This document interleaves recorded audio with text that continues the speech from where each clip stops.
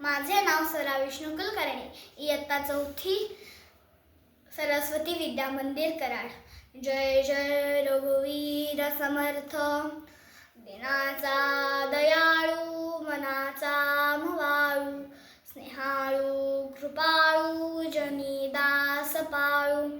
तयांतरी क्रोध संताप कैचा, जगी धन्य तो दास सर्वोत्तमाचा. मनाच्या श्लोकांमधील हा 56वा श्लोक.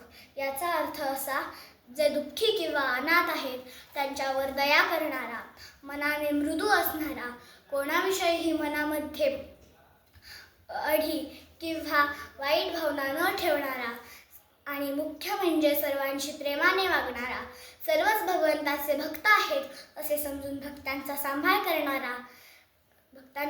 करणारा असा जो श्रीरामांचा भक्त, त्याच्या मनात राग किंवा क्रोध संताप कसा असू शकेल.